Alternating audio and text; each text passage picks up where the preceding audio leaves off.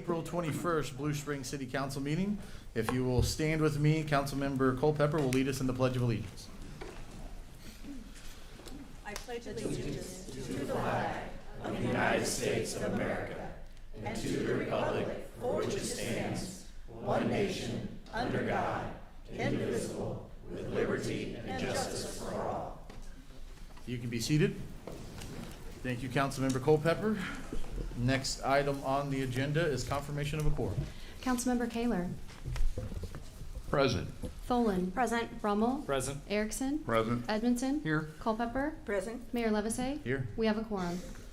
Next item is the consent agenda. I request from Councilmember Erickson to pull items C and D. Can I have a motion to approve the remaining consent agenda? So moved. Second. Any discussion?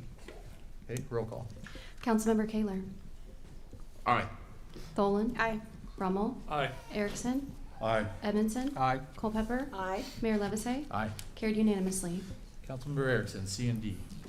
This is mostly for the public and also for my satisfaction, if you will. I think it's page 81, 9 and 93, 8 in the agenda, but it's basically on the proposal for the funding agreement of the Adams Dairy Parkway project. It's 9 and it's 8 on the yard.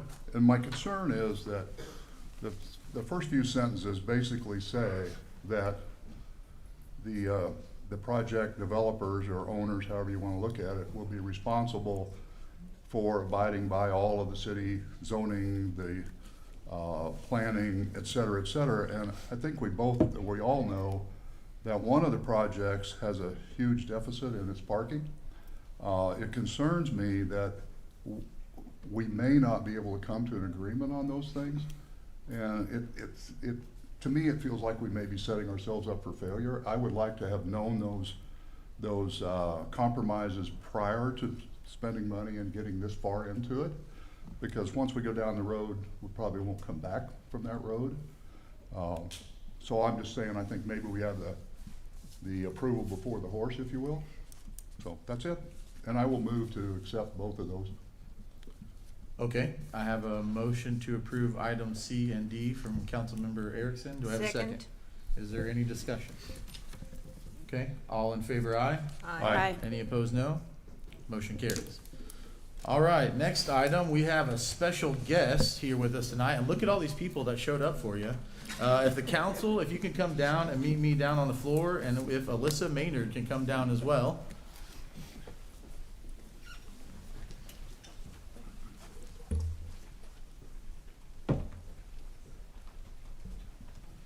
We have a proclamation here for a state championship diver, and so we're going to present that to her today. Here, come on up here in the middle, and if your family wants to come up, if they want to be shown off here too, they're welcome to.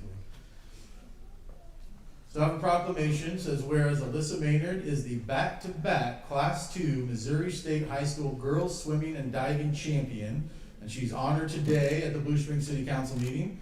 Whereas Alyssa is a senior at Blue Springs South High School, the first female diver in the Blue Springs School District to win a state title, and the first diver to win 2 state titles. She's breaking your own records. That's pretty impressive. Alyssa took either first or second place in every competition this year. She set the school record for a 6-dive competition and has the second highest score in school history in the 11-dive competition. Whereas the Blue Springs South Jaguar swim and dive team is led by head coach Eric Oberlander. Is Eric here? No? Okay, I was gonna give you a wave there. And dive coach Missy Jackson.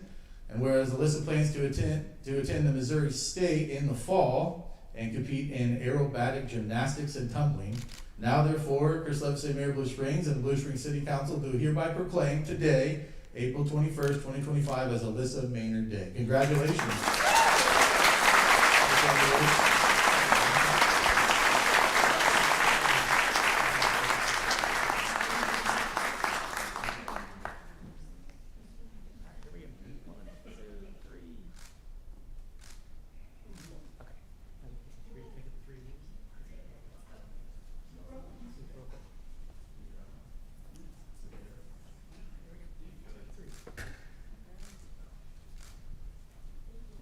Can we give another round of applause for Alyssa?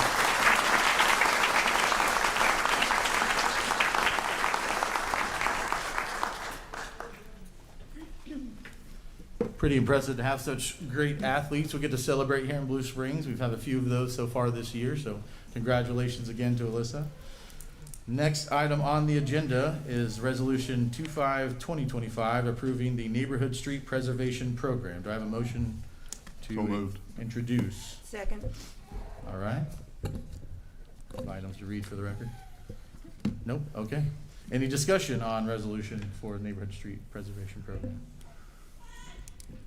Okay, I will add, so this is our contract to approve the nearly $10 million that we are doing in just street maintenance from the bond project last year in August of last year. So this will include about 52 miles, or about 1/5 of our entire system here in Blue Springs. So this is the road maintenance you guys have been asking for on Facebook and everywhere else. This is it. This is the contract. You'll start seeing action here pretty quickly.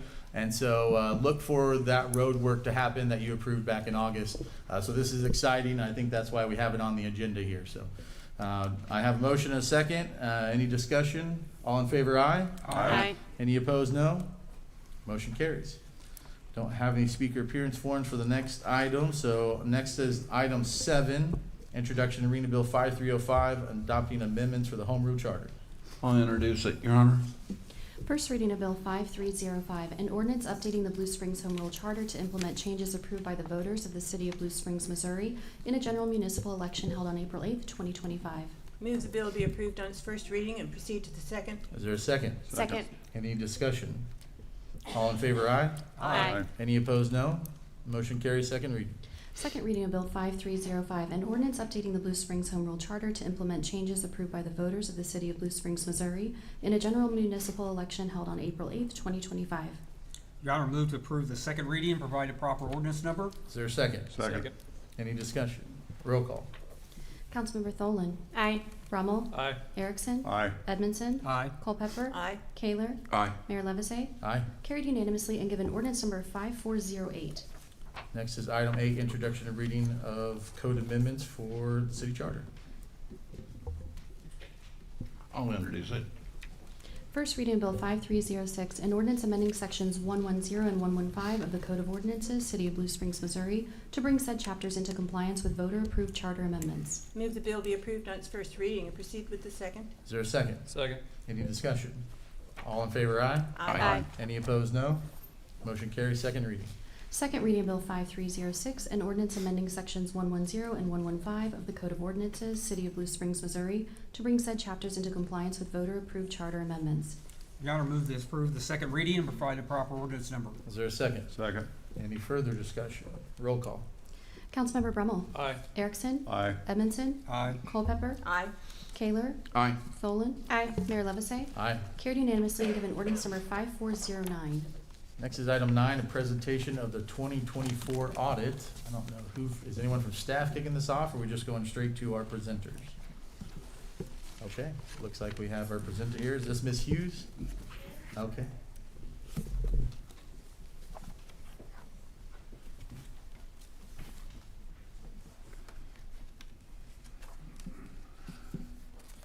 All right, good evening. You can make sure that mic is on and not yet. Thank you. Is that better? There we go. Okay. All right, thank you for letting me join in this evening. I'm going to go through the results of the 2024 audit. So before I go through the slides, just a reminder on the documents you've been provided. So the largest bound document is the city's annual comprehensive financial report. So the audited financial statements.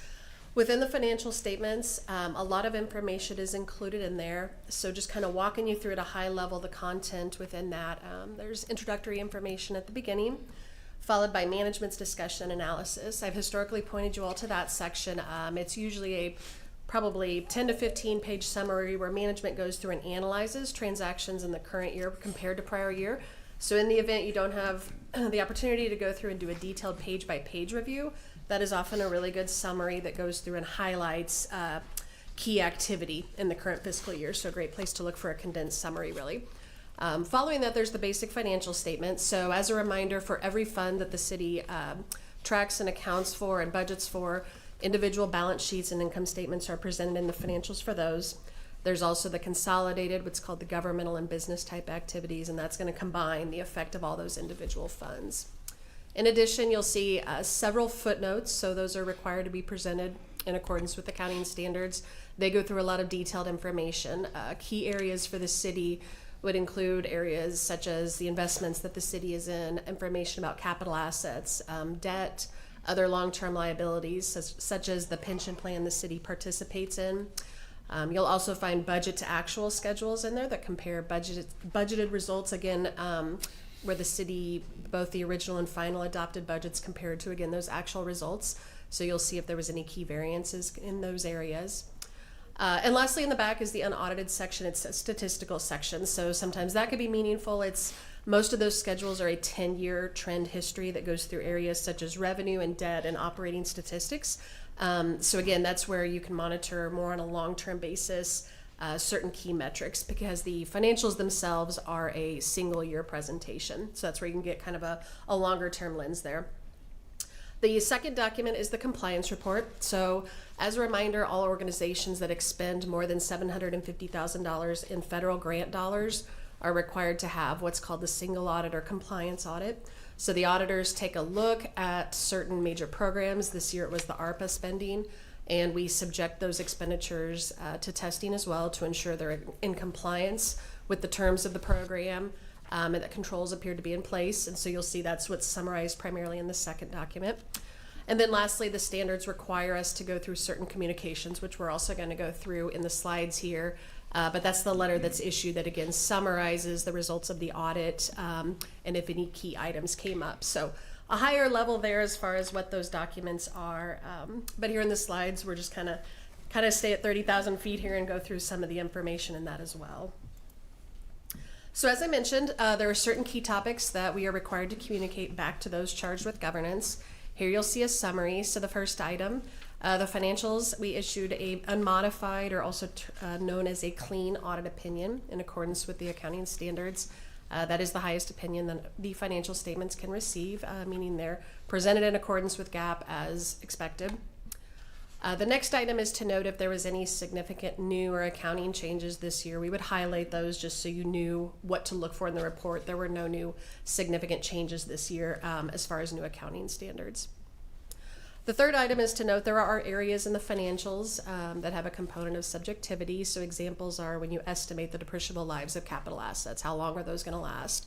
When you estimate the future pension costs, when you estimate the fair value of investments. So we take a look at those specifically as part of the audit and make sure those estimates appear reasonable, both with city policies around those areas as well as just what we would see across your peers, basically. The next item, audit adjustments or uncorrected misstatements. What this simply means is the city provides us with a trial balance at the start of our audit. As we're going through our testing, if there's any adjustments that come up, those are summarized there. So we did have one item in the custodial, one of the custodial funds, which again, custodial is a fiduciary area where the city's accounting in a fiduciary capacity. So we had one restatement there in one of the custodial funds to correct a transaction and how it had been accounted for. In perspective, while that one was a big dollar amount, which is why it was restated, I'd also remind you all that the city processes thousands of transactions throughout the year. And so it's not uncommon for adjustments to come up in the course of the audit process, given how much work and effort and transactions there are occurring throughout the year through all of the city's funds. Uncorrected misstatements is similar if we identify an adjustment that is not made in the financials, but there weren't on this year. The next couple items, just so you're aware, we would be required to communicate if any disagreements came up with management or difficulties, for example, in us obtaining information and performing the course of the audit. That's required to be a talking point, and certainly no issues there. As always, the finance department and the others we work with are very responsive and timely with the information as we're working through it. Future accounting pronouncements. This is just to note any key accounting changes coming up in the future, and so those are disclosed in the financials in the event that they do have a significant impact on certain areas going forward. And lastly, the GFOA Certificate of Achievement. So as a reminder, the city submits its ACIFR to the GFOA for this review program. There's an extensive checklist that you have to go through and qualify to receive the certificate. You'll see it referenced in the report. I believe the city has received this for over 40 years. So this is a positive. This is not a requirement. So it's an instance of a report that's getting submitted for additional review. There's additional information in the report to qualify for said program. Summary of compliance report. So as I mentioned, the compliance report goes through and summarizes, first of all, the federal expenditures. So within that report, you'll see what's referred to as the schedule of expenditures of federal awards. So when I mentioned federal grant dollars, you will see by grant each area that the city had federal expenditures. ARPA was the largest still in 2024 as you continue to spend down those funds. CDBG is another one that the city historically has annual spending, as well as DOJ grants, etc.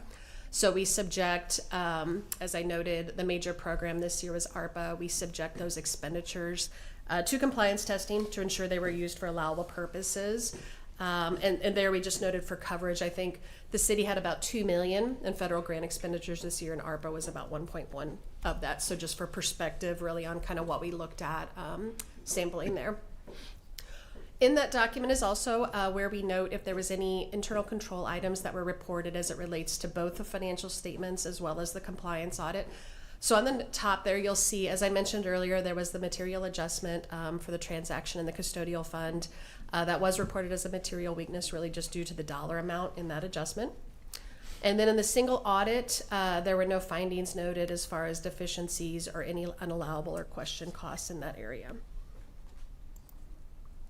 So here at a high level is a summary of financial results. So here the general fund, we usually highlight this one with it being the city's primary operating fund.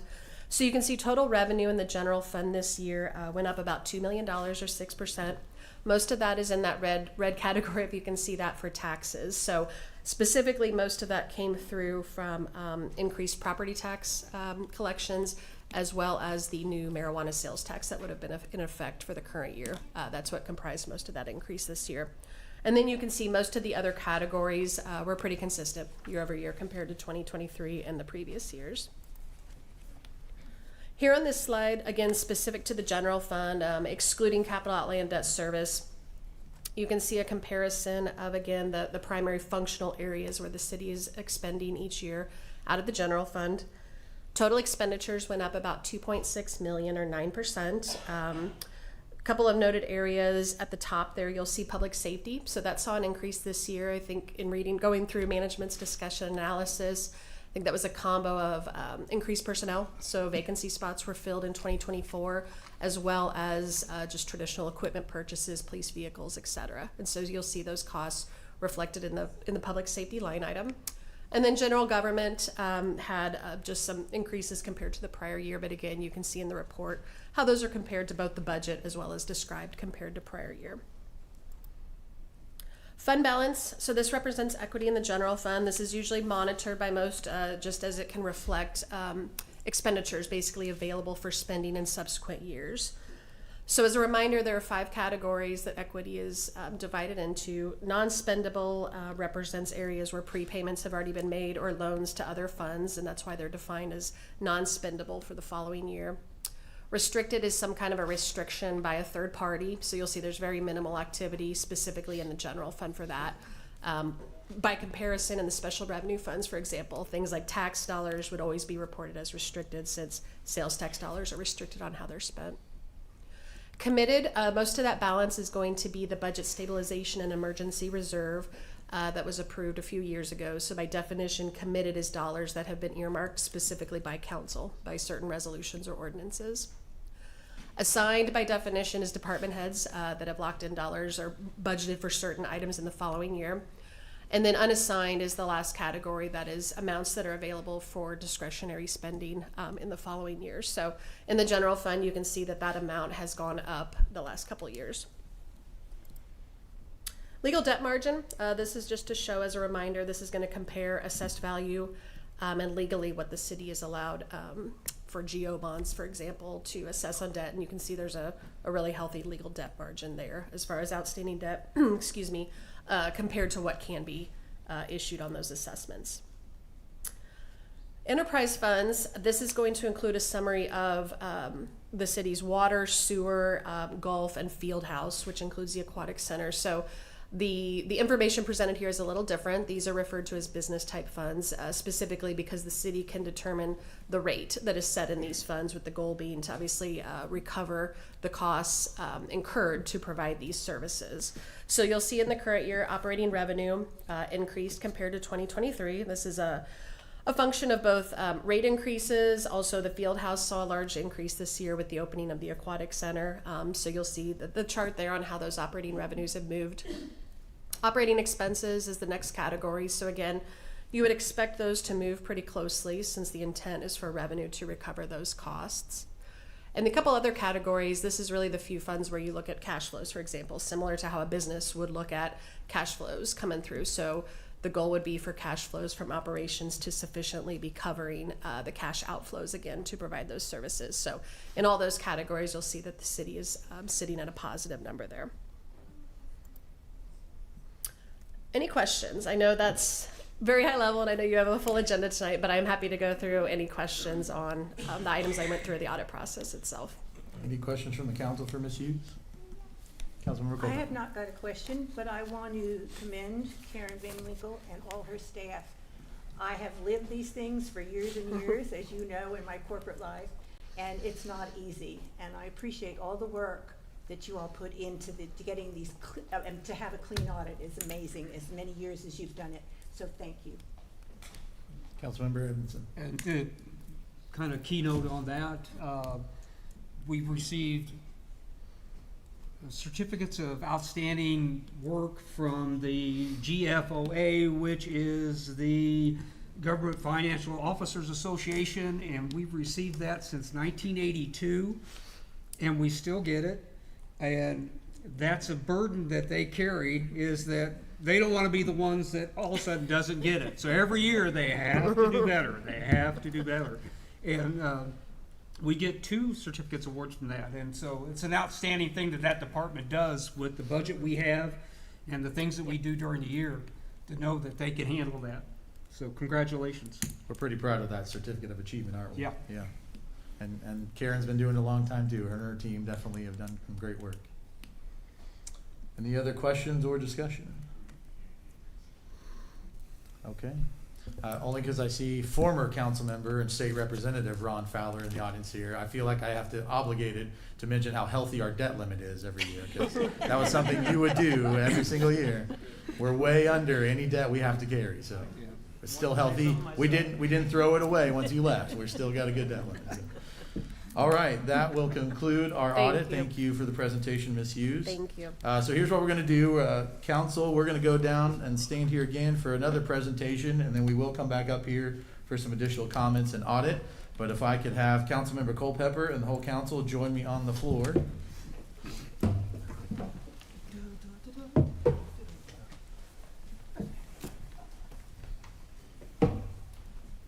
So of course, I know there's a packed room tonight. I'm sure largely some of that's to do here, because we are going to honor Councilmember Culpepper and her many years of service. I will kick it off with the proclamation. I don't know if that's more important than the other ones, but we'll start with that. So it gives us somewhere to start. So I have a proclamation. This is Councilmember Culpepper's last meeting with us here tonight. And so we're going to honor her. Let me read some of these things because they're worth noting. Whereas Susan Culpepper has been serving as a Blue Springs City Council member representing District 3 since 2013 and has served 3 terms as Mayor Pro Tem, including tonight, finishing up tonight. Whereas prior to her election, she served 21 years on the Blue Springs Planning Commission. She served on numerous city boards and commissions, including Community Development Block Grant, Capital Improvement Program, Public Safety Advisory Board, and the Parks Advisory Board. Whereas Susan is a graduate of the Central Jackson County Fire Protection District Citizens Fire Academy and the Blue Springs Citizens Police Academy. She was awarded Citizen Leader of the Year by the Missouri Municipal League and was a Woman of Distinction Award from Jackson County. And whereas she serves on the Board of Directors for St. Mary's Medical Center and the Board of Directors for Downtown Alive, she's also served on the Board of Economic Development Corporation, the Blue Springs Historical Society, St. Mary's Hospital Auxiliary, and supports the Blue Springs Chamber of Commerce. And whereas Susan has strived to make a positive impact on Blue Springs, has dedicated many years of serving the residents of Blue Springs. She's a supporter and counselor for Girls on Fire, an active member of Women Endowing Education, Habitat for Humanity Hard Hat Society, Women's Civic Club, Professional Employer Organization, Beta Sigma Phi, and has mentored and tutored students reading at Franklin Smith Elementary.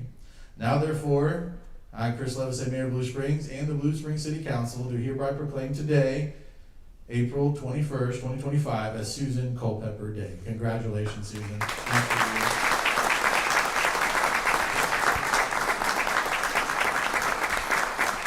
So I know those resolutions are never fair because there's so much more that's not in them. I know I mentioned the Historical Society. I think you and I were on the board of the Historical Society in 2008, quite a long time ago. I know you have several friends and people here in the audience. Did you want to make any comments, introduce some people? Were you able to make some comments? Yes, well, there are a couple of things I would like to say. And you covered the fact that I started out on the Planning Commission. Now State Representative Fowler brought that opportunity to me, and I spent 21 years serving. While I was doing that, I was on a lot of committees, and I learned so much, and I met so many wonderful people. We have a great community here. So at the end of that 21 years, actually about 20 years, a very good friend of mine who was on the city council at the time, Grant Bellerman, came to me and he said, I cannot do this a second term. He had terminal cancer, and he and I were very good friends. And so he said to me, I think you need to do this. And so I did. And he helped me tremendously. And Jane and I still communicate, but he was a very dear friend and gave me a lot of support. So as I went through, I just want to talk about two things that I have done that I'm super proud of. One, I hadn't been on the city council that long, and we had a fire department issue. The people in the southern part of my district didn't have a fire service that could get there quickly. At that time, it was Prairie. They had an ISO rating of 9. It was really hard. And we had an incident on the south side of town where people were wanting to climb out windows because the fire department couldn't get there in time. So I went to bat, got myself in trouble a few times doing that. I started to say Councilman Fowler, State Rep Fowler, helped me do that battle. And we ended up getting a fire station on the south side of town on Wyatt Road. And I'm proud to say I was a very integral part of those negotiations. It was me and 2 attorneys, and it was a battle at some time, but we got it done. And so now it's combined with Lottawanna, but now they are an ISO 3, working towards a 2, which means you have a lot better protection, and that's emergency services, which is much more important actually than fire. You have much more emergency that way. The other thing I'm really proud of, we were L7, and we wanted to get a better retirement plan for all of our city employees. And I voted no on one of the motions because I felt like we needed to do a better job with our funding. And so I worked with Christine Cates, who was at that time the assistant city administrator, and now the city administrator.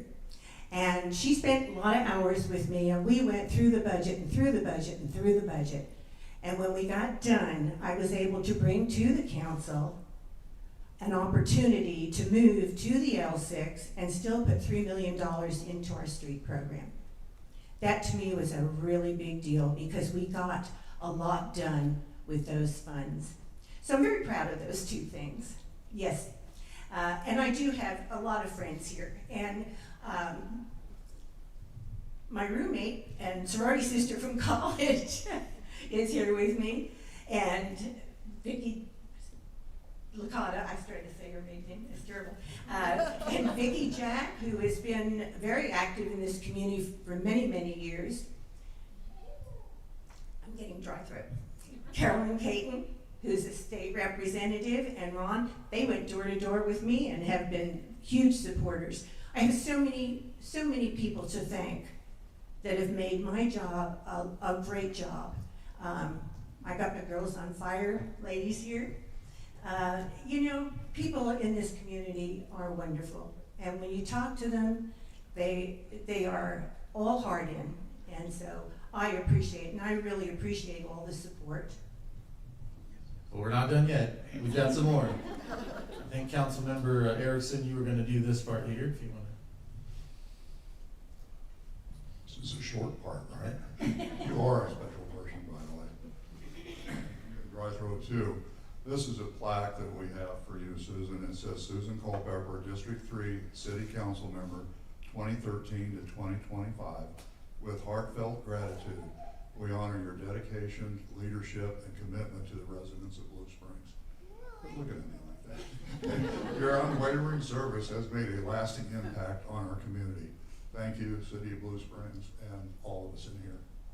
You're dear.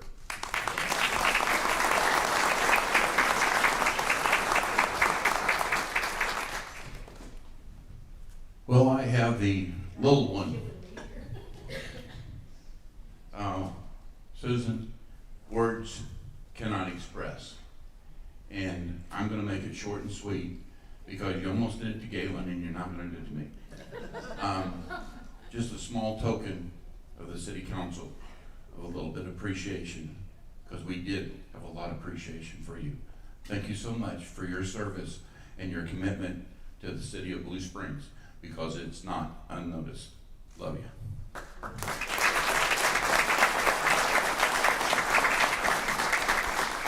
Well, it's already been pointed out a couple of times, we have a couple of representatives from the state. Who's gonna do the talking here? State Representative Ron Fowler. Here you go, sir. Thank you. I'm here, honored to be here tonight with Representative Caton as well. Why don't you stand on this side? And we are here. We're actually the state representatives for the entire Blue Springs. We split Blue Springs, so it's an honor to be here tonight. I can tell you that when Susan started on the Planning Commission, the city didn't even own all that land out there on the Parkway, okay? So she's got her fingerprints all over that as it was developed. It had to all go through the Planning Commission, and the element she always brought was quality to everything that she did. She stood for that. On that 21 years in the Planning Commission, she was voted by her peers to be chairman of that more than anybody else during those 20 years. And I guess I've got to say that now she's been on the city council for 12 years. She's done 3 terms, been voted by her peers to be mayor pro tem. That's more than anybody else during that time. So wherever she's at, she's always respected by those that she works with and accomplishing just high quality fiscal responsibility. And we have brought a resolution, House resolution signed by myself, Representative Caton, and also Speaker of the House, John Patterson. He's Representative Lee Summit. I do see other representatives in the House tonight from Independence. We got Will Jobe, Kent Strickler, also see from Lee Summit as well. I want to thank them for being here. But and we could say the same things that Mayor Levesey already mentioned. And I could go on about the South District, because the fire departments, they didn't even get along when you started talking. Southern Jackson County and Central Jackson County, it was quite the dynamic. And you brought them together. Now all of a sudden, Southern Jackson County's got Lake Lotawana as well, so you really brought unity to everything down there.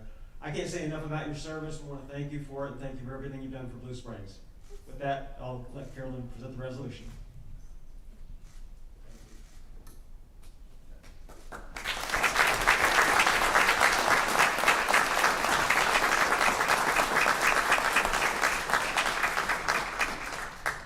All right, I don't want to put anybody on the spot here. Any other comments before we go back to the dais? All right. We will collect all of your stuff here. Let's go join back in the dais here. We'll wrap up meeting 1. Okay. Hang out there.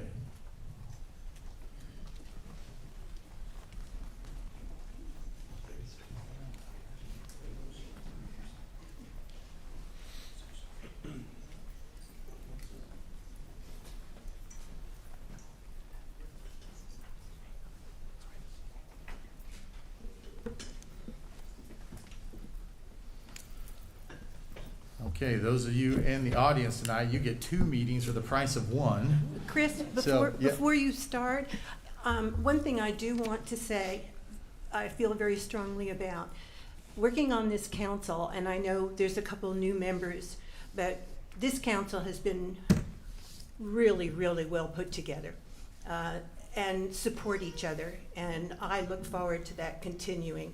I've been with some of you for a long time, so I appreciate it, and I thank you all.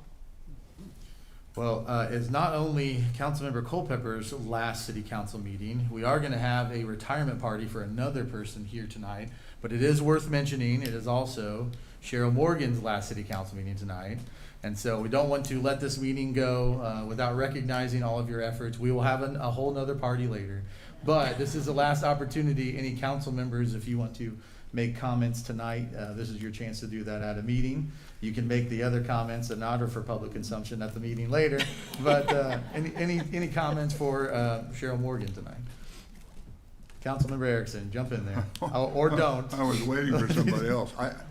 Sometimes you don't say much, it's probably best. Cheryl's just a special lady as well. She keeps me organized, which is very difficult. And I appreciate her and everything she's done through the years, and I know everybody else does. So, thanks, Cheryl. Councilmember Culpepper. Yeah, Cheryl has been the glue to keep us on track. And if there's ever a question, if there's ever been a problem, she always has had the answers. I saw her start into this, and I'm just so very thankful to have had so much of your time to help us. Councilmember Edmondson. Yes. You're absolutely right. And Cheryl is not only a mentor to most everybody on this council at one point, as far as walking them through what they should do and how they should do it and what they shouldn't do. She had these devil eyes on many occasions. We have to watch what we say and stuff. But I would also like to say that she's also been a mentor to a lot of city clerks across the state. Yes. This woman has been awarded many awards and titles. She has some mementos of that on her wall, and I won't go into it any more than that, but she's been a mentor not only to us here in Blue Springs, but to many clerks across the state. And thank you for doing that, because that makes the state better and makes us better. Councilmember Kaler. Yes, and to go tag that, what he was saying,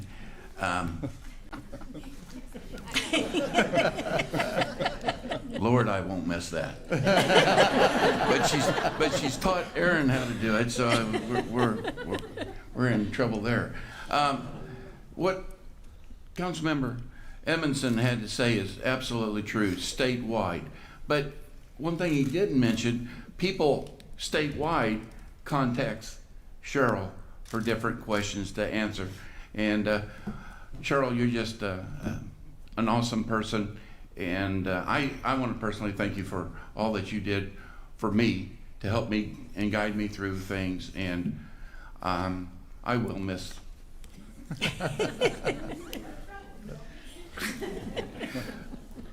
In other words, I guess I was in trouble all the time. That's right. You got it more than anyone, apparently. Well, I will at least echo some of those sentiments. Cheryl, you've been, you are irreplaceable, so there's not going to be anyone like you. There hasn't been anyone since, and there won't be anybody after. So we are appreciating you. I think Christine intentionally missed this meeting because she probably wouldn't have been able to survive knowing this was your last one. Next week or so is going to be difficult, but we appreciate all of your service, all of your hard work, and we will continue to keep you around as much as we can. So. Well, thank you all much. for your very kind words and all of your support over the years to invest in the education of the clerk's department and the assistant to the city administrator. We couldn't have done it without your support, and it's been a pleasure. Thank you very much. I'll miss y'all. All right.